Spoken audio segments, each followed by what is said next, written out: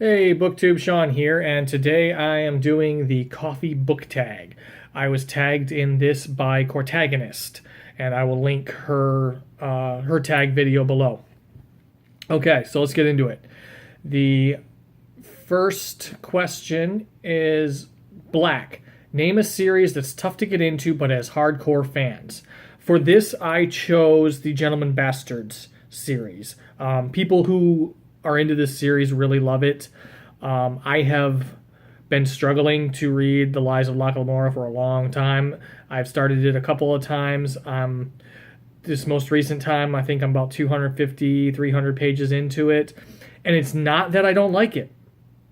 It's fine. When I'm reading it, I enjoy it. It's just I never feel pulled back to read it. Like I never feel like I have to pick it up. And I just need to pick it up and need to continue reading it. I will get through it at some point. I've heard that it gets a little bit better as it goes. Like the second book is better. Like each subsequent book tends to get a little bit better than the previous one. So it is a series I want to get more into. It's just I've struggled with I've just struggled with getting into it. And like I said, it's not that I don't like it. I do enjoy it while I'm reading it. Number 2, Peppermint Mocha. Name a book that gets more popular during the winter or a festive time of year. I'm not a big fan of winter. It gets really cold. I don't mind cold. Like I kind of keep the house a little chilly. Like I like being a little chilly. Otherwise, too much heat helps to contribute to my migraines. Excuse me. But I don't like winter. I hate winter driving. I live in Michigan, and it can get treacherous. And I've had some bad experiences driving in the winter. And I'm kind of a chicken shit in snowy weather driving. But so I'm not a big fan of winter. Mine and my wife's favorite season is fall. We got married in October. Our favorite holiday is Halloween. We love Halloween. So I'm going with the festive time of year for this part of the question. And if you've ever been in Michigan in the fall when the leaves are changing colors and they're covering the yellow and orange and brownish leaves are covering the ground and jack-o'-lanterns are on the porches, and it feels more festive in fall than it does in winter. And I'm not a big fan of the commercialism of Christmas. I enjoy Christmas fine. My wife is not a huge fan of it at all, mostly because of the commercialism and the almost obligation anymore these days of purchasing gifts. But we love fall. That is our festive time of year. So the book I'm choosing for this question, now I'm finally going to get to that, is Dracula by Bram Stoker. I haven't done it in years, but I used to read this book every October. Like October 1st hit, I picked up Dracula, and I spent the month reading Dracula. So, and I might go back to doing that at some point. I don't know if it'll be this year. I think I am going to make October a horror book month for the most part. I'll probably have some other things I need to read. But, yeah, I think I'm going to make October mostly a horror book month because it's the month of Halloween. I don't know that I'll pick up Dracula again this year, but I think I may at some point in my life go back to reading Dracula every October. So Dracula makes me think, because I used to read it every year, Dracula makes me think of fall. I associate it with fall. I associate it with Halloween. Number 3, Hot Chocolate. What is your favorite children's book? For this, I chose The Indian in the Cupboard by Lynn Reed Banks. I think I mentioned in my new to BookTube tag video, I think, the books that got me into reading were more like the Hardy Boys, but The Indian in the Cupboard, and I didn't even think about this book at that time. And this book is one of those books that really cemented me as a reader. It's about this boy who gets a little plastic Indian toy for his birthday. And he's not thrilled with it, and he locks it in this little metal cupboard. And when he turns the key, that is this mysterious key of his great-grandmother's, the little Indian comes to life, and he's just stays this little Indian. It's not like he grows and busts out of the cupboard or anything, but the little Indian comes to life and becomes the boy's almost best friend, and it just starts this magical adventure. And I read that book so much when I was a kid. I would read it on car trips, going on family vacations. I would sit in the back seat of the car and I would read it cover to cover. And then when I got to the end, I'd go back to the beginning and read it again. Like just in a row, like that. I loved that book so much. And there are 2 sequels to it. I never read the third one, I don't think. That one didn't sound familiar to me when I looked it up. But I did read The Return of the Indian in the Cupboard. And once that came out, and I got my hands on that, I would read book 1, book 2, then go back to book 1, read book 2. So I loved The Indian in the Cupboard. That, I don't know why I didn't think of it back a couple months ago as a book that got me into reading, because once I read this question, that book just stood out to me. And God, I read that book so much. Question number 4, not book number 4.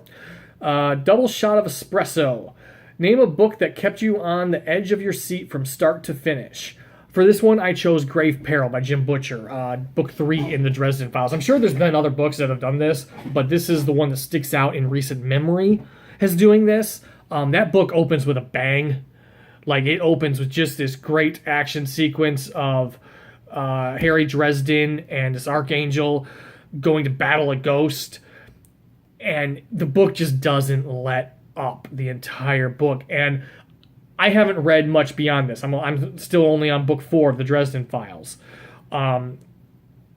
So if you want to let me know in the comments if you've read all of the Dresden Files books or if you've read further than I have, let me know what your favorite one of the Dresden Files is so far. I'd love to hear what you think about the series and what your favorite book in the series is. Don't spoil anything for me, but let me know what your favorite book of that series is if you're reading it, so let me know what I have to look, what books I have to look forward to as I continue on.